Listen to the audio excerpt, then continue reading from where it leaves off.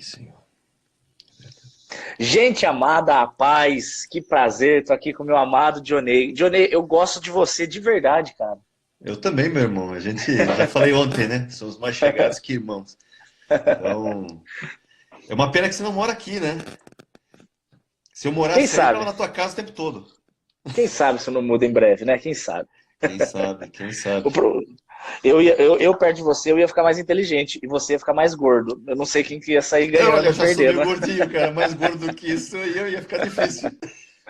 Quero mandar um beijo pra Meire, pro Fábio, pra Isabela, pra Natália. Gente, vocês são preciosos demais.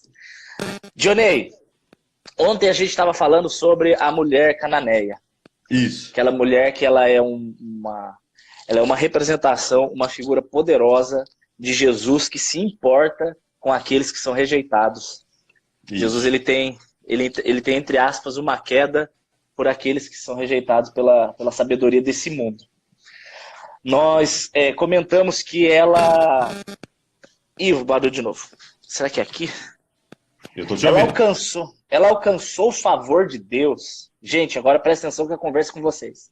Ela alcançou o favor de Deus não por meritocracia, mas pela maneira com a qual ela chegou diante de Deus. Ela chegou com humildade, reverência, reconhecimento. Ela não chegou já pedindo, porque tem muita gente que erra, ela já chega só pedindo. A oração do cara é só pedindo. Deus virou uma máquina cuspidora de bênção. É o gênio da lâmpada, mas ela chegou clamando, clamando, Senhor, filho de Davi, tem misericórdia de mim. Jonei, relembra pra gente, o que é ter Deus como Senhor? Ter Deus como Senhor, né? A gente estava discutindo o termo que ela usou. É ter Deus como seu proprietário Eita, exclusivo, eita. ou seja, seu dono, né?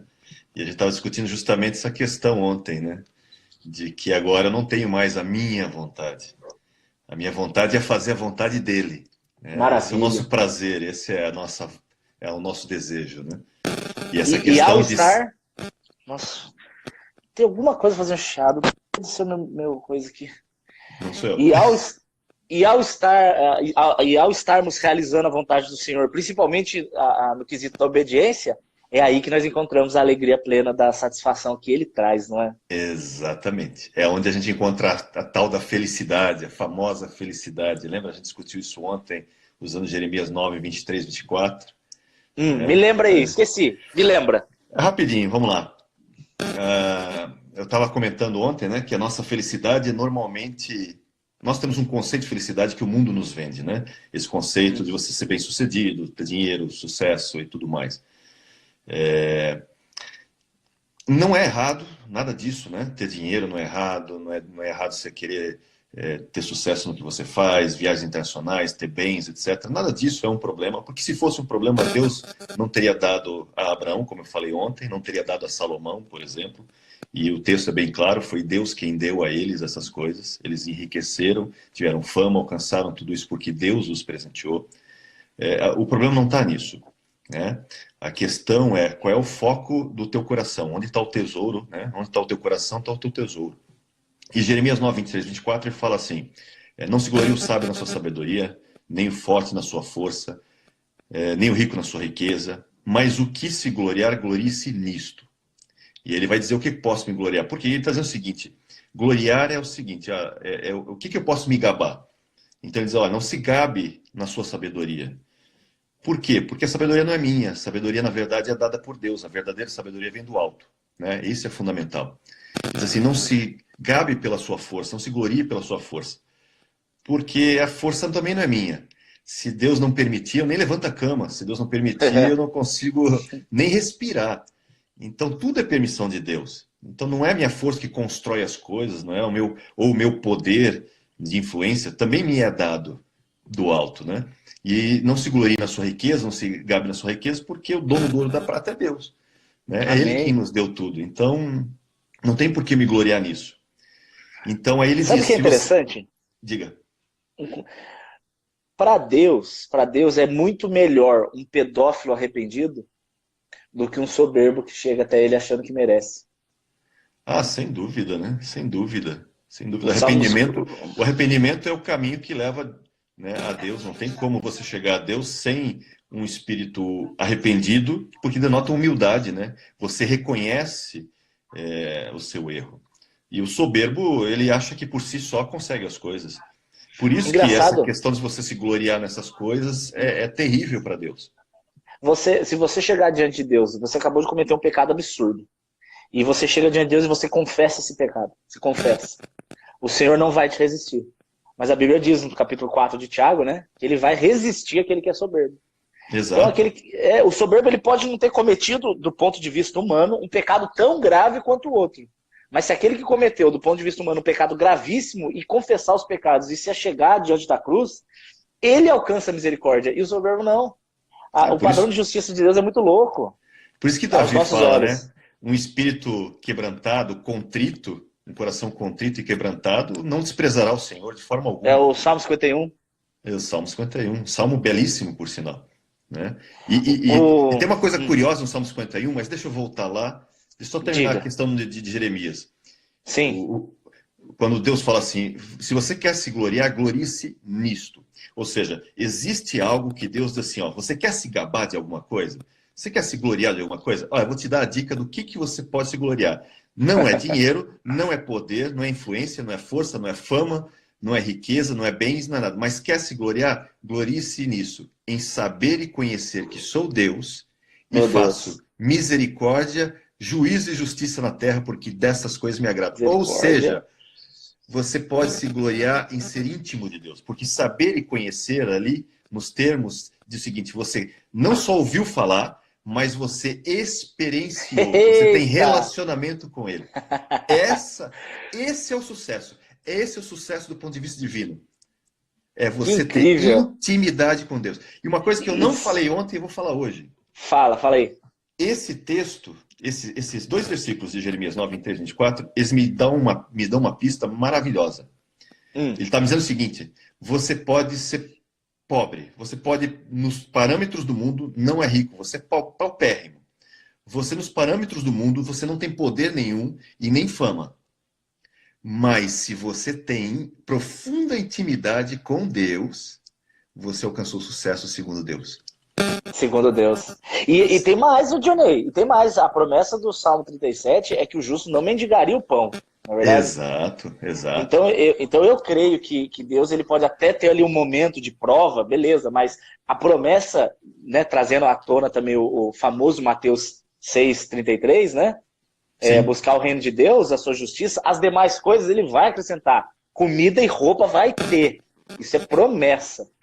E tem uma coisa legal nesse Salmo 51 que você citou, que é quando Davi ele faz Salmo 51 justamente depois, quando ele reconhece o pecado que ele cometeu em relação a toda aquela situação de Batseba, né? Em que ele levou até a morte o marido de Batseba. Que tem uma coisa curiosa, se você pegar 2 Samuel ali, capítulo 14, se não me engano, que é quando tem a... Deixa eu ver qual é o 12, eu acho. Enquanto você pesquisa aí, galera amada, eu tô lendo todos os comentários. A Natiele, a Stephanie. É tanta informação que a gente vai lançando e aprendendo que fica difícil de acompanhar. Então, perdão, eu não estou ignorando nenhum dos comentários. Estou lendo todos e fico muito feliz. Eu amo vocês, de verdade. Uma honra vocês estarem aí. Manda Então, aí, Johnny.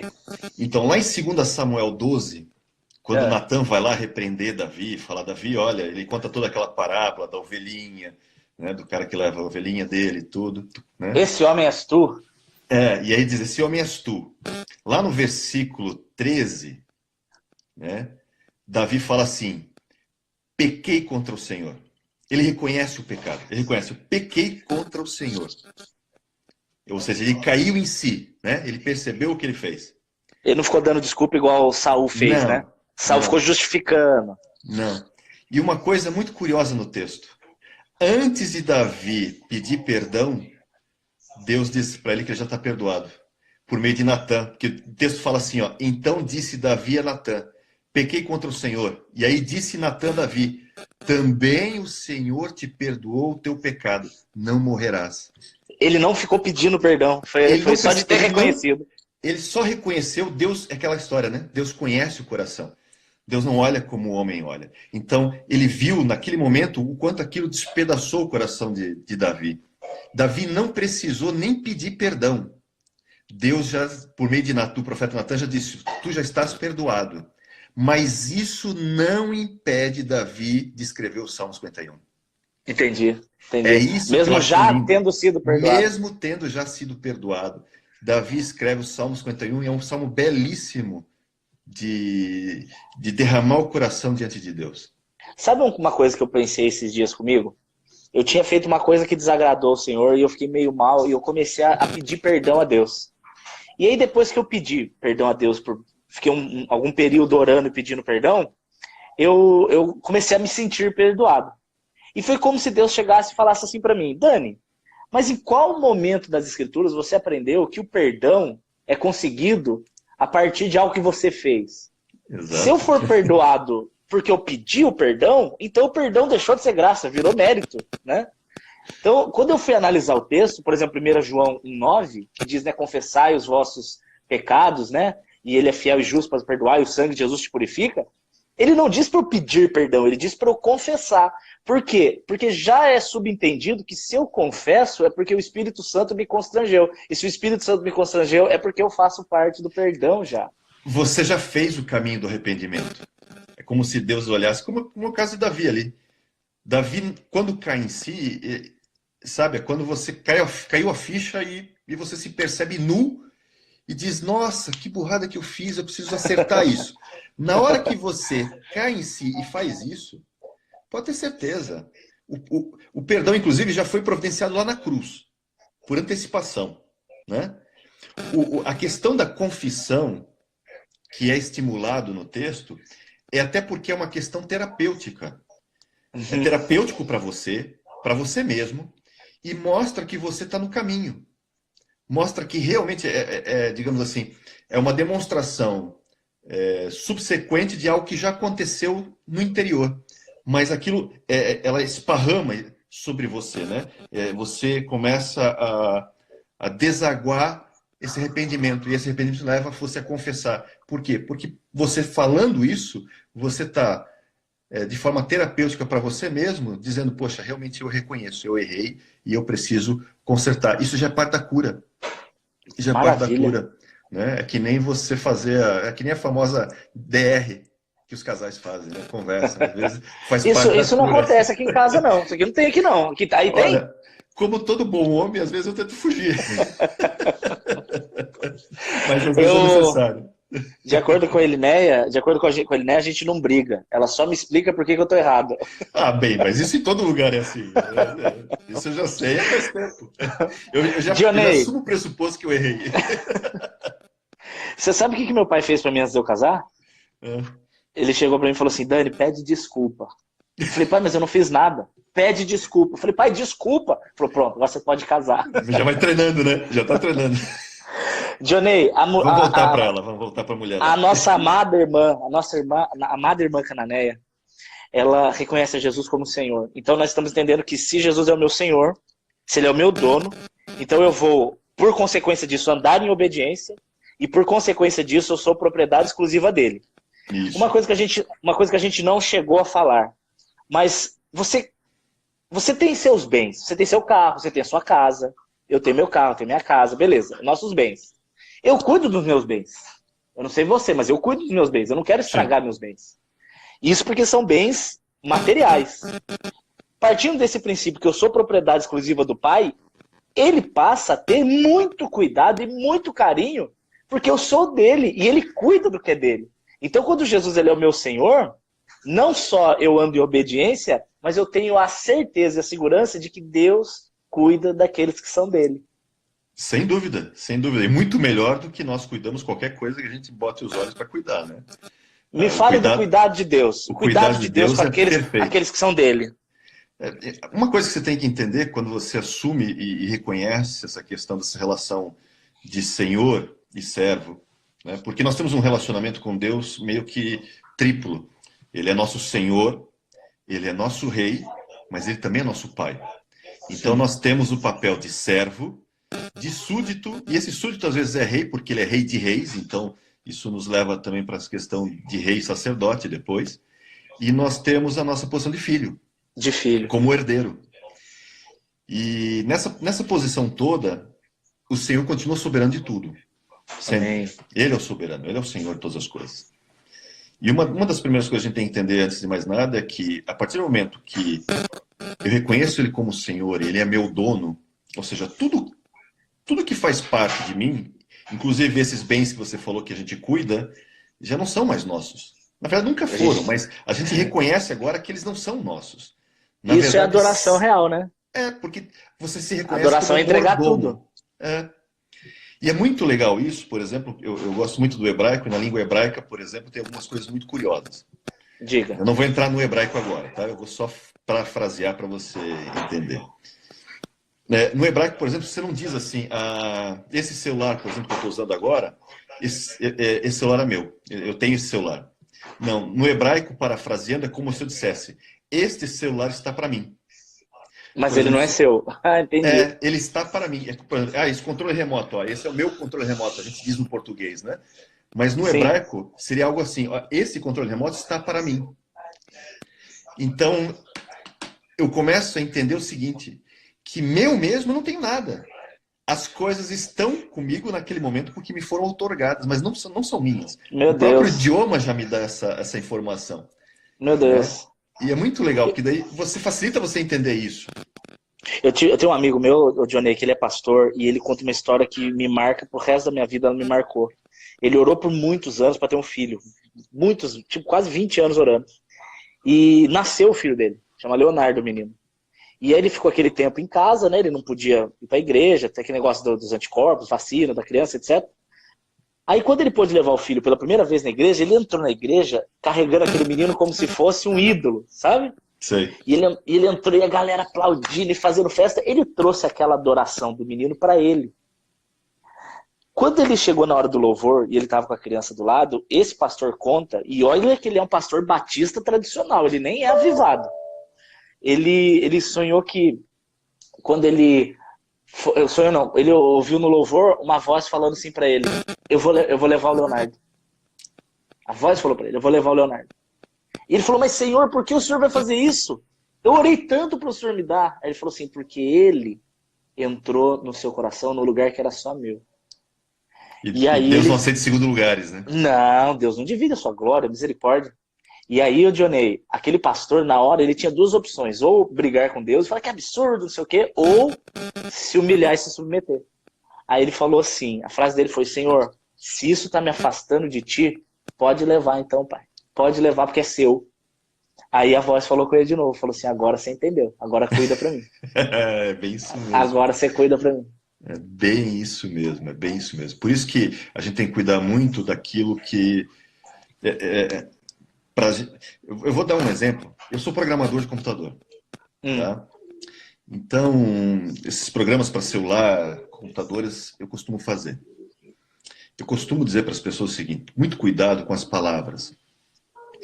Porque palavras, elas são que nem os programas de computador. Quando você vai programar um computador, fazer um programinha, na verdade, nada mais são do que vários comandos que você vai lá e vai digitando.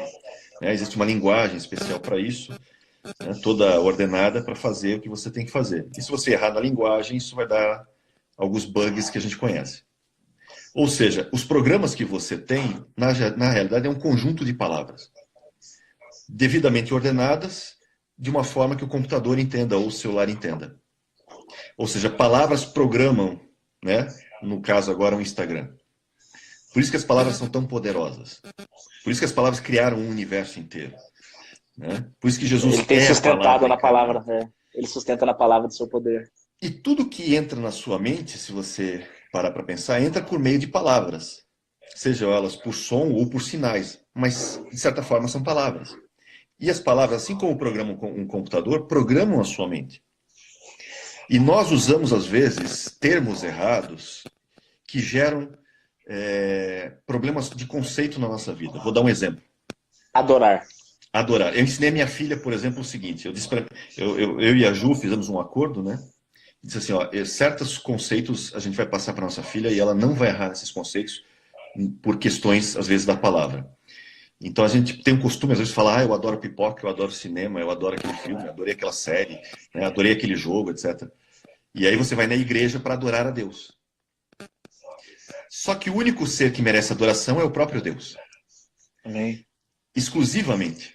E a gente ensinou para Sarinha, desde que ela começou a falar, e disse, olha, quando ela começou a falar o serviço de linguagem adorar, a gente falou, olha, filha, adorar, só existe um sujeito nessa frase com o verbo adorar. Esse sujeito é Deus. Por quê? Porque se você usar adorar para qualquer coisa e você vai na igreja adorar a Deus, e você entra na igreja no modo automático, por exemplo, você chegou lá, começou o louvor e você está no modo automático. Na sua mente, você construiu esse verbo adorar como quem está adorando um cinema, um filme, uma pipoca. Você esqueceu a essência disso. Entendi. Outro exemplo, a palavra amar. A gente está ensinando Sarinha. Sarinha, nós amamos pessoas, não coisas. Então você não ama seus brinquedos, você não ama pipoca, você não ama cinema, você não ama filme, desenho, você não ama essas coisas. Pessoas foram feitas para serem amadas, coisas foram feitas para serem usadas. Porque no momento que você mistura isso, você tem o que a gente vê no mundo hoje. Coisas sendo amadas e pessoas sendo usadas, entendeu? Misericórdia. Por isso que as pessoas têm apego, não conseguem dar coisas velhas, vender, fica um apego pessoal com aquilo. Para você ver como as palavras são importantes para a gente. Porque elas, de certa forma, elas denotam aquilo que está no teu coração. Lembra? A boca fala do que o coração está cheio. Se você fala que ama as coisas, mas acaba usando as pessoas, você está totalmente fora do padrão. E aí, para consertar, você precisa o quê? Você precisa deixar a verdadeira palavra, o logos verdadeiro, reprogramar a tua mente. Como é que a gente faz isso? Com palavra. Que palavra? A Bíblia. As escrituras, pregação. É você se encher disso, para tirar esses conceitos errados. Por isso que a gente, quando começa a ter relacionamento com Deus, e a gente começa a experienciar Deus, e vai ter esse relacionamento cada vez mais íntimo, esse cuidado de Deus que você tinha perguntado para falar, esse cuidado de Deus, você vai vendo nos mínimos detalhes. Até nessas coisas pequenininhas, como conceitos de como falar, de como você pegar, entender as palavras que você está lendo, de como aquilo trabalha na sua mente. Por quê? Porque o Espírito Santo que está em você vai te ensinar como amar. Porque o maior segredo é você aprender a amar. Né? Amar como Deus ama. Novo mandamento vos dou. Esse é um novo mandamento. Que não podia dar na antiga aliança, tem que ser só na nova. Que é uma coisa precisa do Espírito Santo para isso. Que é uma coisa muito bela dessa mãe cananeia, porque ela vai buscar Cristo não para ela. Ela está buscando para a filha dela, porque ela ama a filha. Meu Deus. Pode ter certeza, isso deve ter comovido o Senhor no seu íntimo. Ele deve ter ouvido, sabe? Como ele sabia da situação, ela veio com tanto ardor, com tanta busca, com tanta sede, mas não é para ela. É para a filha dela. Meu Deus, aí Jesus ele entende que enquanto ele estava cercado de pessoas que o buscavam pelo pão que ele oferecia, ela buscava por quem ele era de verdade. Exatamente. Ela buscou, o interesse dela foi puramente o amor. Puramente o amor. E esse amor é que a gente tem que aprender a ter. Por isso que Romanos 5 fala que o Espírito Santo derrama em nossos corações o amor de Deus. Para quê? Para ensinar a gente a amar. A gente precisa aprender a amar cada vez mais. Porque quando a gente olha para o reino de Deus, o reino de Deus ele me tira do centro, né? Eita, caiu a câmera. Foi um acidente aí. Desculpa aí. Achei que você estava sendo arrebatado, já levantei a mão aqui também. O reino de Deus ele me tira do centro. Não seria ruim, meu Deus. Por quê? Se eu, por exemplo, quero um ministério bem-sucedido, ou eu quero um emprego bem-sucedido, ou eu quero, sei lá, uma família bem-sucedida, não é o fim em mim mesmo, nunca é o fim em mim mesmo. Quando eu vou clamar, eu tenho que buscar a Deus. Eu gosto de um texto de Isaías, se eu não me engano é no 41, é 40 ou 41, que ele fala assim, quando você me buscar, apresentai as vossas firmes convicções, as vossas firmes razões. Então quando eu vou orar por alguma coisa, costumeiramente eu explico para Deus o porquê. Por que eu estou pedindo aquilo? Você entende? Entendi, então, por exemplo, Senhor, esse ao vivo que eu vou fazer com o Dionei, que alcance muitas pessoas. Por quê? Para vanglória minha? Para vanglória sua? Não, Senhor, para que a sua palavra seja expandida. Então eu vejo que quando o reino de Deus e a expansão do reino de Deus se tornam o objeto de busca central, né? A nossa intenção é expandir o reino de Deus, o amor dele manifestar. Glória a Deus. Aí ele vem e ele sai do trono para realizar aquilo, porque a glória é dele.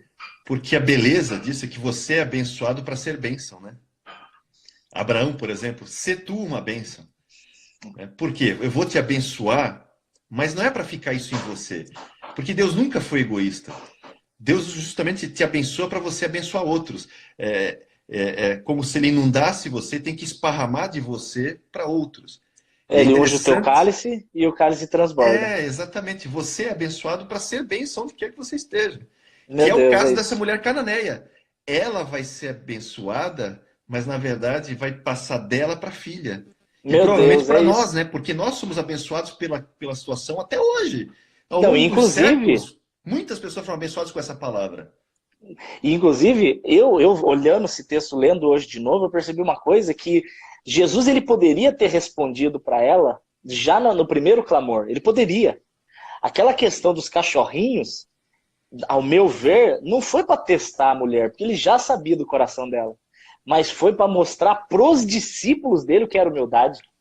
Ele usou aquela mulher como testemunho. Sem dúvida, sem dúvida, sem dúvida. Até porque ele já tinha noção do que vai acontecer, né? Já sabia o que ia acontecer.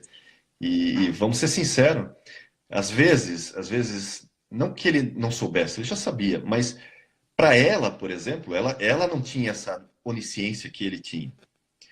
Então, às vezes, Deus pega a nossa fé e dá uma esticada nela. Sabe?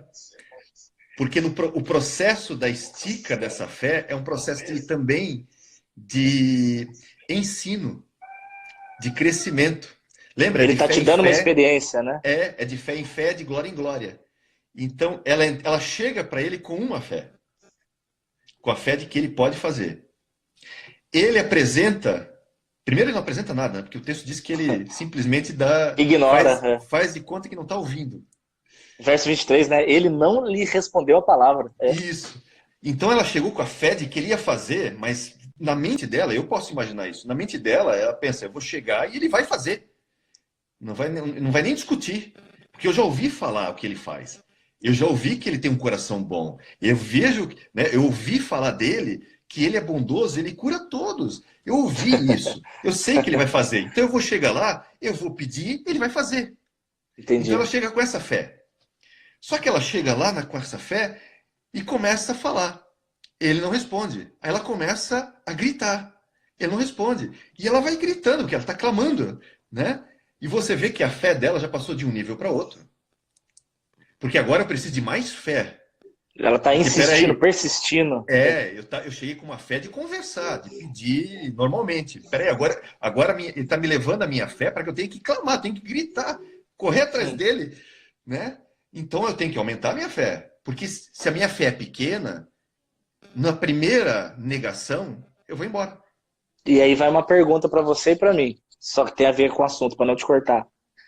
Nós permanecemos e persistimos em oração quando Deus não nos responde, ou a gente desiste rapidamente? Não deveríamos desistir, devemos persistir. Não, a gente não pode. A gente tem o exemplo dos pais de João Batista, né?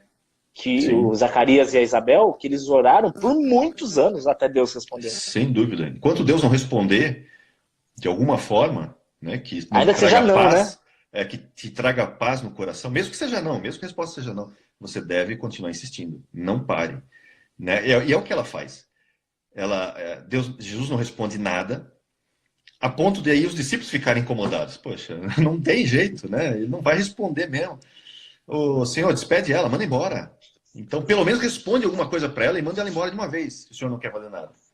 É porque já está irritando já. Essa mulher já irrita. Nem que seja não, mas diga alguma coisa. Mas diga alguma coisa, né? Você acha que encaixa aí com aquele juiz Inico, que Jesus fala? Ó, a mulher de tanto perturbar o juiz, ele respondeu. Quanto mais eu não farei justiça. Tem esse vínculo também, claro, mas nesse caso eu acho que tem muito mais a ver com o crescimento durante o processo. Porque essa é a beleza de Deus, ele sabe o potencial que você tem. Amém. Olha a pergunta da Natália aí. Até qual que é? Você consegue ver? Dani e o Johnny, né? A fé dela vem apenas por saber o que Jesus faria? Você acha que o que gerou essa fé é saber do poder que Jesus tinha? Eu acho que essa fé foi construída no momento que ela ouve falar dele, né? Por isso que ouvir falar de Jesus é fundamental. Por isso que a gente tem que continuar pregando e pregando a palavra de Cristo. Porque quando você prega sobre Cristo e as pessoas ouvem do que Cristo é, do que ele faz, né, tudo que ele pode fazer, isso vai gerar fé dentro da pessoa que está ouvindo. E Em não é algum um nível. problema seu, convencer as pessoas. A gente Não, não, não. comunica. Não, A a gente gente comunica. comunica. Mas a palavra por si só que transforma o Espírito Santo. A ação, a própria palavra tem poder, lembra? A palavra do Senhor tem poder e faz aquilo que lhe apraz. Então, a própria palavra, por isso que a fé vem pelo ouvir e ouvir a pregação da palavra, a palavra de Cristo. Então, essa fé é gerada, né, pelo próprio Deus, por meio da sua palavra, e essa fé vai crescendo. Então, a fé dela, provavelmente ela chega lá crendo que ele faria. Porque ela sabia, ela ouviu de outras o que ele podia fazer. E ela cria nisso. Tanto cria que ela insiste, né? Ela vai insistir. Porque Jesus depois vai dar uma resposta, e a resposta é muito engraçada, porque ele fala assim: olha, eu não fui enviado senão as ovelhas perdidas da casa de Israel.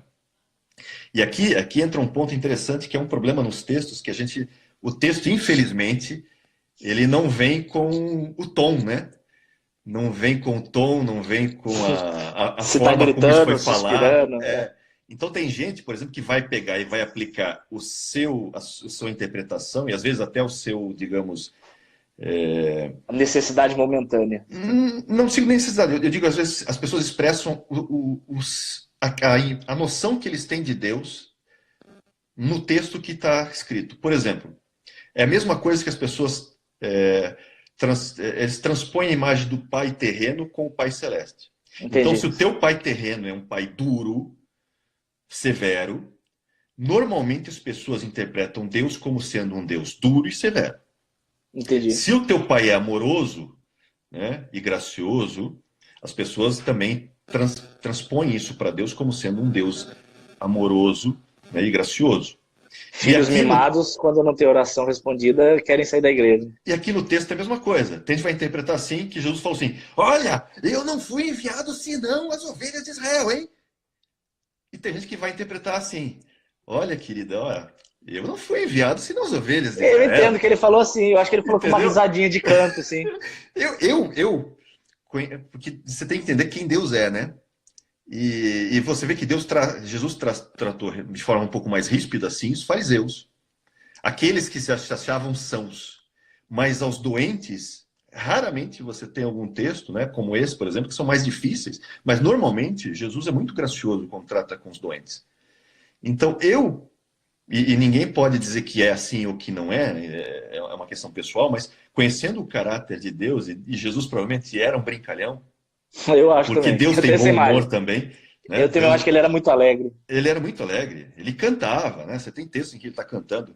Né? Claro, ele tem a parte humana, ele tanto chorou, ele sentiu fome, né? Ele se irou lá na casa, no templo. Do templo. Né? Mas eu acho que aqui ele foi um pouco irônico. Acho que ele foi assim, fez uma brincadeira. Olha, eu não fui enviado senão as ovelhas perdidas da casa de Israel. Rindo, eu acho que ele falou isso rindo. Eu também penso isso. Porque ele já sabia o que ia fazer. Ele falou para ver a resposta, não para ver, mas para forçar a resposta dela. Para forçar a resposta dela, porque daí ele já sabia que ela ia falar isso, e ela tem essa sacada, né? Ela entende essa questão da cultura judaica, que os judeus veem os gentios como cachorrinhos, como cachorros, né?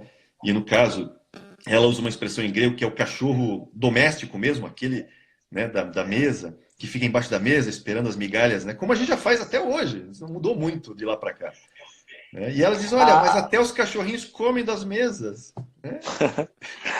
Eu acho que ela até Johnny, falou isso rindo também. Será? Sim, ou chorando, né? Um riso meio chorando, talvez. Não sei. Só para... Quando alguém faz uma pergunta muito boa, eu infelizmente tenho que parar só para não perder o foco, eu não esquecer. A Nath fez uma pergunta boa. Ela falou assim, meus pastores, eu tenho uma imagem de que Deus é meu pai, até acima do meu pai terreno. Sei que Ele é Deus Todo-Poderoso, mas no meu coração eu tenho que Ele é meu pai. Está errado? Nath, se você tem na sua cabeça que Ele é o seu pai terreno, comparando com o seu pai terreno, está errado. Porque Ele é infinitamente superior. Mas a imagem que você tem de que Ele é seu pai mesmo, você é filha dele, é exatamente o que o Espírito Santo vem te revelar. É Essa é a real. imagem que você tem que ter. É isso mesmo.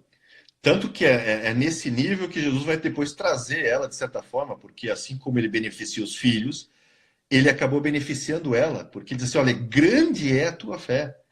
Né? Você começou aqui com uma fé pequena, mas você não desanimou. Né? Você teve uma Isso. série de resistências e negativas, mas a tua fé cresceu nesse processo. Meu E Deus, é isso. agora você tem uma fé muito maior do que ele não encontrou em Israel. Sabe uma coisa Muito que a gente vai maior. fazer um dia? Johnny, um dia a gente vai fazer um vídeo falando quais são os pontos mais marcantes da vida de um cristão. Porque tem a obediência, tem o amor, tem a ousadia e tem a persistência. Persistência é algo. Porque às Fundamental. vezes a gente pensa assim, puxa vida, eu sou crente, sou filho de Deus, então eu vou ter uma vida tranquila. Não é verdade, vai ter momento que Deus vai se calar de propósito. E é nesses momentos de silêncio de Deus onde a gente mais tem que exercer a nossa fé, de insistir, permanecer, conquistar, ir para cima, mesmo Deus em silêncio. E eu acho Então que a persistência é fundamental, velho. é fundamental, não tem. Acho que até a gente podia usar aquele texto de Pedro, de 2 Pedro capítulo 1, quando acrescentai a vossa fé, e aí vai colocando as virtudes ali, uma série de virtudes até chegar ao amor. É porque em quem não houver essas coisas se torna cego, se esquecendo dos pecados que foram perdoados. Exatamente, porque ali tem um processo, né? Dentro da linha calvinista, por exemplo, existe o sola fide, só a fé. Só Né? fé. E aí, às vezes, o pessoal diz, mas eu sigo aí o Tulip, por exemplo, e tal. Eu, disse, eu reconheço os vários solas do calvinismo. Eu não sei o que é tulip, que você falou. Tulip é um acrônimo, por exemplo, das cinco solas do calvinismo. Ah, tá. Sola Tá. fide, sola fé, todas aquelas. Sola Gratia, etc. Não só do sola, mas dos cinco. Como é que eu posso dizer? São as cinco. Não vou me lembrar o termo agora. São cinco Ah, você princípios tá do falando calvinismo, que é do a o salvo para depravação sempre? total, Ah, depravação tá. total, a perseverança, A manutenção dos salvação, santos. etc. Então, são esses cinco princípios do calvinismo. Mas na questão dos solas, eu falei até para um membro uma vez que ele fala para mim, eu sigo sola fide. Eu falei, filho, Falta 20 minutos, hein? 20 eu sei. minutos. Eu falei, sola fide não é. Eu também sigo o sola fide, a salvação é só pela fé mesmo, mas você precisa acrescentar a sua fé. E aí eu peguei o texto de Pedro. E ele disse, você Ah, então precisa não fica só na crescer. fé. Você não fica Verdade. só na fé, porque a fé é o start inicial, é o processo inicial, mas você tem que chegar até o último item lá que você vai pegando no texto de Pedro, vai chegar até o amor. Por isso que lá em Gálatas, né, Paulo fala assim, olha, não é nem a questão de circuncisão e circuncisão, o que importa é a fé que opera pelo amor. A fé que opera pelo amor. Essa frase de Paulo é fundamental para você entender. A verdadeira fé ela tem que ser feita, tem que ser exercida com amor. Como é o caso dessa mulher cananita. Faz sentido. Ela, Raíssa, é 2 Pedro 1, de 5 a 11, tá bom? 2 Pedro 1, de 5 a 11. isso. Essa, Vai. essa, essa mulher cananita, ela está exercendo uma fé de cura, cujo princípio é o amor à filha dela. Então, todo esse processo é fundamental você entender. Tudo que está regido ali é o amor a Deus, porque ela reconhece Deus como, né, Jesus como sendo seu Senhor, ou seja, ela Amém. reconhece que ela denota que ela ama a Deus acima de todas as coisas, e ela está amando o próximo. Que Mesmo que seja maravilha. filha dela, mas ela denota, ela exerce esse amor ao próximo. Que é fundamental a gente É, exercer. eu tô com um problema, Johnny. Nós não vamos terminar de novo. De novo, a gente não sai do Será? Senhor. A gente não entrou no rei ainda? Da soberania dele? Bem, mas aí você quer pegar todas as nuances aí, nem a É misericórdia, né? difícil. Que é da graça. Nossa. Ô, Porque ele Johnny, exerce a vamos. O misericórdia lá. que a gente Tem faz, 20 meu Deus do minutos. O que céu? você quer fazer? Não, a gente está falando tudo sobre o que é Deus ser o nosso Senhor. O que ela reconhecendo Jesus como Senhor e todas as consequências disso. Lógico que não todas, né? As que a gente conseguiu falar. Claro. Mas Deixa, qual deixa é eu a falar então. diferença? É, Pergunta. então fala. O que eu ia falar para você é uma pergunta retórica no sentido: por que ela diferencia Jesus de Senhor e filho de Davi? No ponto de vista humano dela, o que isso significaria de diferente para ela? Diga o que você quer dizer e depois você me responde isso aí. Tá, então eu vou dizer o que eu quero dizer primeiro, depois a gente volta nessa. É rapidinho. Tá. A gente estava discutindo essa questão de você ser abençoado para ser bênção, né? É interessante como Deus ensina isso, porque eu costumo dizer que Deus ensina das mais variadas formas possíveis, para todos os gostos e padrões. E uma forma que eu escrevi uma vez no artigo foi aquela questão que você já leu, você vai lembrar agora quando eu falar, que são as diferenças dos dois grandes lagos, dos dois grandes mares que tem em Israel, O que é Mar o Mar da Morto e o da Galileia e o Mar Galileia. Morto, né? Onde o Mar da Galileia, a gente sabe, é cheio de peixes. E não é um mar, na verdade é um lago, né? O Lago de Genezaré, um grande lago. Assim como o Mar Morto também não é um mar, é um grande lago também.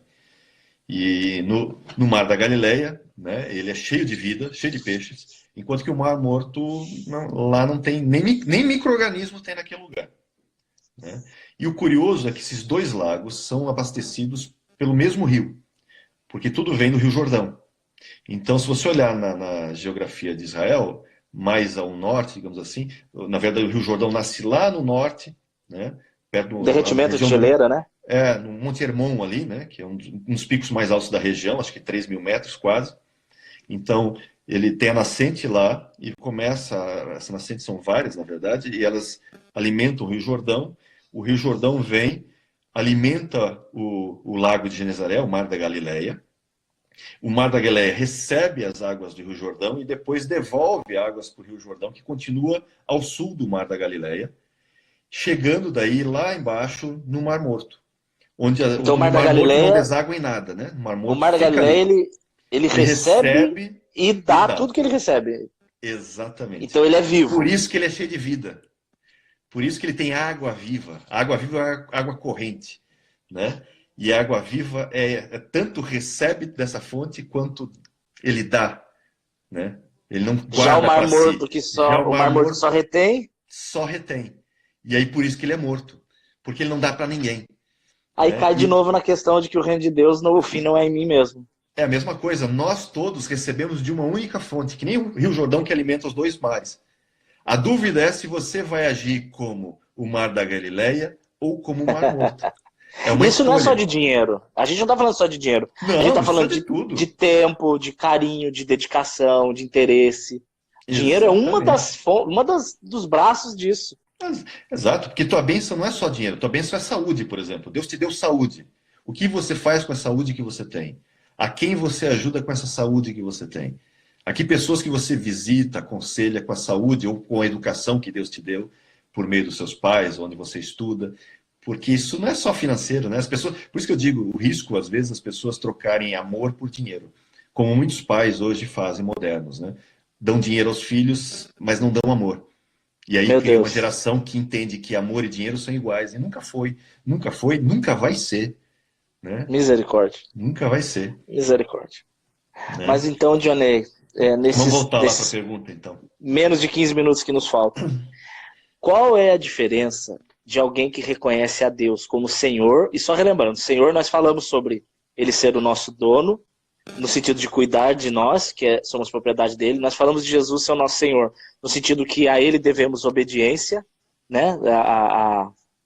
De fugir do pecado, o que interessa é a vontade dele. E agora ela chama Jesus de filho de Davi, reconhecendo ele como o rei, né? Como Como rei. rei, linhagem real. O que isso diferencia? O que para Deus muda eu reconhecê-lo como Senhor e Rei? E isso também, só para lembrar, evoca toda a questão da messianidade também, né? Ela está reconhecendo Jesus como sendo o Messias, o tão esperado Messias. O que também bota ela numa situação superior, sendo gentil, né? Porque ele acaba de sair de Israel, no meio dos fariseus, que não o reconheciam como Messias, né? Como filho de Que é Davi. E ela é uma gentia que, em tese, não teria obrigação nenhuma de saber disso, né? Mas ela não só reconhece ele como sendo o Senhor de todas as coisas, como ela reconhece ele sendo o Messias, está dizendo, eu sei quem tu és o Messias, tu és Meu Deus do o rei céu. de toda a Meu terra, Deus do céu. né? Então Meu tem Deus do céu. uma questão forte aí, e até mesmo profética, por quê? Porque até hoje os judeus, na sua maioria, como povo, não reconhecem o Messias, mas os gentios, que somos nós, o reconhecemos como filho de Davi. Ou seja, essa mulher já prefigura, né, nessa situação A toda igreja, de novo. do capítulo de Mateus 15, prefigura toda essa questão que vivemos hoje, onde os judeus não reconhecem Jesus, se possível até o expulsam, da sua Meu terra, como de Deus. certa forma o fazem até hoje, né? E graças a Deus isso em breve, se Deus quiser, vai mudar. Mas é isso que aconteceu, é isso que fazem até hoje, porque não reconhecem, claro, existe um véu sobre eles, mas não reconheceram. Mas os gentios têm a revelação. Nós temos Meu a Deus. revelação. E ela Meu Deus. prefigura tudo isso já, no sentido profético, escatológico. Aí são aquelas várias é, nuances do texto que a gente já ouviu falar, né? Você tem o ensino, você tem a questão moral, você tem a questão alegórica, você tem a questão profética, e fora a própria literalidade do texto. Então, são várias Que camadas aqui, você maravilha. vai tirando a camada, né? Então, ela, Quando ela ela, reconhece isso. Tu és o quando ela, Messias. então, quando ela chega diante de Deus, ela chamando ele de filho de Davi, automaticamente ela está dizendo, olha, aquele Messias que foi prometido, aquele Eu, descendente de Davi, aquele que haveria de vir, eu tô vendo, você é ele, eu te reconheço aqui na minha frente. É o exatamente. Ela rei. reconhece a autoridade dele.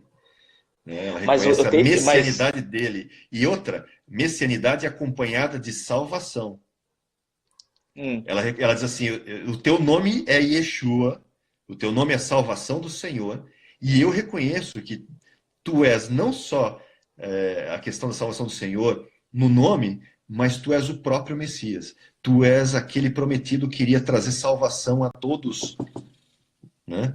E aí é onde ela evoca toda essa questão dessa messianidade de salvação. Obviamente, ela não tem como ela entender ainda a questão da morte sacrificial de Cristo na cruz, mas ela, nossa, tem uma revelação muito superior a qualquer uma daqueles judeus da época, né? meu Deus. Uma coisa que quando eu leio esse texto eu fico apaixonado é que quando ela reconhece que ele é o rei, ela reconhece automaticamente que ele tem a autoridade sobre todas as questões. É mais ou menos assim, Jesus, se a porta vai ficar aberta ou se a porta vai ficar fechada, você decide. Se eu vou ou se eu não vou, você decide. Se o mal que estão fazendo contra mim vai me alcançar ou não, você decide. Isso, eu não sei você, Johnny, mas isso para mim é absolutamente sinônimo de paz. Vou te dar um exemplo disso. Hoje de manhã, eu acordei e eu recebi uma notícia de uma pessoa que ela estava precisando de ajuda financeira, né? Uhum. E eu falei, ô Senhor, essa época tá difícil, porque nessa época as igrejas cancelaram o culto, as pessoas abençoam muito pouco. Aí eu peguei e falei, Senhor, mas o Senhor é soberano de todas as coisas. Se o Senhor quiser Amém. que eu tenha dinheiro para comprar arroz, eu vou ter dinheiro para comprar arroz. Se o Senhor não quiser, eu não vou ter. E eu morro, Uhum. se for da sua vontade. Aí eu peguei e mandei um dinheiro para essa mulher. Essa mulher estava precisando. Peguei e transferi. Pá. Johnny, não é show da fé. Isso aqui não é show da fé. Eu sei, A, não precisa disso. a mesma a mesma quantia. Eu recebi a mesma quantia 10 minutos depois. Uma pessoa falou, Daniel, Deus mandou abençoar aqui a mesma quantia que tinha abençoado aquela mulher. Glória a Então Deus. eu fico pirado porque eu falo, Senhor, quando a gente descansa na tua soberania de rei, é o Senhor que dá a palavra final. Se é para eu morrer de coronavírus, eu morro. Mas se não é para morrer, eu não vou morrer, porque o Senhor é rei, manda, meu Deus do céu. E todo rei tem coroa, né? Ah, E todo quase rei chorei tem uma agora. coroa. Meu Deus. E existe, eu escrevi um artigo sobre isso. Por que uma coroa de espinhos? Por que Jesus recebe uma coroa de espinhos? Hum. E aí eu estava meditando sobre isso antes de escrever o artigo. E quando é que os espinhos aparecem a primeira vez na Bíblia? Você vai descobrir que aparece lá em Gênesis 3, logo após a queda. Quando Deus fala assim, Adão, olha, já que você pisou na bola, a terra é maldita por causa de ti. Ah, o E espinho veio por agora, causa do pecado. e agora ela vai produzir abrolhos e espinhos. Ou seja, o espinho é uma manifestação física da Sim, maldição sobre a terra. A sim. partir do momento que foi construída uma coroa de espinhos para ser colocada na cabeça de Jesus, prefiguradamente está dizendo o seguinte: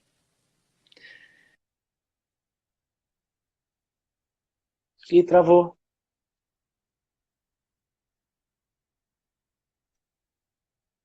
Deu uma hora? Travou tudo. Daí não, falta 9 minutos. Travou, Johnny, socorro. Na parte interessante, eu queria saber essa do espinho, meu Deus do céu.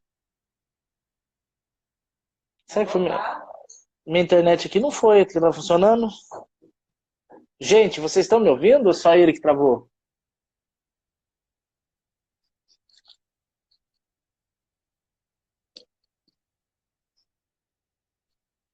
Alô? Esquisito. Ai, que agonia também, Pamela. Ele continua falando? Ele tá falando, mas tá tudo assim, craquejadinho e não sai som. Você tá me ouvindo, Johnny? Você tá me ouvindo? Faz joia se você estiver me ouvindo. É a internet dele, então. Ele tá te ouvindo. Não, mas ele disse que tá me ouvindo. E ele É a saiu. internet dele. Gente, aguenta aí. Aguenta aí, que falta só 5 minutos. Provavelmente amanhã a gente vai continuar. Peraí. Deixa eu chamar ele de novo. Ao vivo, seu Johnny nunca vai acabar. Será? Misericórdia. Vocês vão fazer. Chamei ele de novo, gente. Aguenta aí. Alô? Agora sim. Alô? Tô te ouvindo. Voltou? Voltou bem travado. Parece que sua internet tá Tá me ouvindo bem... direitinho? Sim. Minha internet. Voltou. Tá Olha, 100%. tem acontecido coisas estranhas. Tem acontecido coisas estranhas nas lives de pastores ultimamente. Então, surpreso, tá? Bom. Onde Johnny, eu parei? ó, Eu parei na só... coroa dos espinhos, né? Então, só um pause. Vamos fazer o seguinte? Amanhã você tá tranquilo ou segunda-feira? O que você prefere? Tô. Vamos continuar amanhã? Vamos fazer amanhã. Amanhã a gente continua e aí eu termino essa questão da coroa dos espinhos. Vai ser bem legal. Não, dá pra terminar a coroa do espinho. Tem 7 minutos. Dá pra você... então Tem tá, 6 beleza. minutos. Então vai, É que termina eu do achei que você espinho. queria terminar já. Não, eu quero te ouvir, meu Tá. filho. Por mim eu ficava aqui direto. Então vamos lá. Ó. Hum, Quando aqueles soldados fazem a coroa do espinho, na verdade eles estão pegando e dizendo o seguinte: olha, está sendo construída aqui uma maldição, porque espinho é uma representação da maldição, né? certo. E travou de novo. Aqui travou de novo, tá me ouvindo? Eu tô te ouvindo, mas não tá aparecendo o teu rosto. Mas vai falando, pelo menos o áudio tá. Tá aparecendo um monte de livros. Vai. Tá repreendido em nome de Jesus Cristo esse demônio da internet. Sai daqui. Johnny, acho melhor a gente terminar amanhã. Gente, então eu vou terminar aqui falando com vocês, tá? Amanhã a gente continua, fique tranquila. Tranquilos, ele vai terminar essa revelação dos espinhos. Mas o que eu quero terminar falando para vocês sobre Jesus ser Deus, Jesus ser Rei. Existem coisas na nossa vida que são fruto de responsabilidade nossa. Então, por exemplo, se eu quero entrar no emprego, o que eu vou fazer? Eu vou estudar, eu vou me preparar, eu vou mandar currículo. Isso é a minha responsabilidade. Agora, se o Senhor vai abrir aquela porta, ou se aquela porta não vai ser aberta, é o Senhor que vai decidir. Essa segurança e esse descanso que você tem, de que Deus tem a autoridade final, essa certeza te traz paz. Viu? Essa certeza vai te trazer paz. Então agora nós estamos numa fase de coronavírus, né? De crise no mundo, de não sei o quê. Faça a sua parte. Passe o alquinho. Compra comidinha o suficiente. E descanse. Descanse, porque Deus, ele é o rei.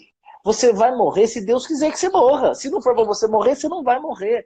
E o mais importante de tudo, não é se vamos morrer ou quando vamos morrer. Isso não é o importante. O que interessa é que, se nós estivermos em Jesus, a partir do momento em que fecharmos os olhos nessa terra, nós abriremos diante dele. Diante dele. E nós estaremos com ele. Isso é Deus ser o meu rei. Enquanto eu estou nessa terra, ele cuida de mim. E se acontecer alguma coisa, estou na glória, onde ele cuida de mim também. Deus, ele nunca mais vai abandonar aqueles que permanecem nele. Nunca. Esse ao vivo a gente continua amanhã, às 10 horas, ok? Amanhã, às 22 horas. A gente continua. Se o senhor quiser que continue no domingo, na segunda, eu falo com o Dionei. Porque eu e Eli faremos ao vivo todos os dias, 22 horas. Pelo menos a semana que vem inteira. Eu tô falando de mim. Eu vou chamar ela para participar comigo se ela quiser. Porque eu falei que ia fazer todo dia, ela já olhou para mim assustada. Eu vou fazer todos os dias às 10 horas. no Facebook e no Instagram. Eu só não fiz hoje no Facebook porque o Facebook não permite dividir a tela igual o Instagram permite, tá bom? Mas de qualquer forma, estaremos juntos todos os dias. Gente amada, se você quiser ler alguma coisa ou falar comigo, me manda um e-mail. daniel.saad@uol.com.br daniel.saad@uol.com.br. Você vai receber as crônicas, você fala comigo, você pode fazer sua pergunta, você pode pedir opinião, e você pode abençoar essa obra, para que ela não pare, tá? Para que essa obra não pare. Em nome de Jesus. Amanhã estaremos juntos, então, às 10 horas aqui no Instagram, tá bom? Se o Dionei puder fazer, será no Instagram. Se eu for fazer sozinho ou com ele, é no Instagram e no Facebook. Mas, de qualquer forma, eu vou postar no YouTube agora, tá bom? Amo vocês, beijo, ore por nós. Amanhã, 10 horas. Chama a galera, hein? Amo vocês. E descanse.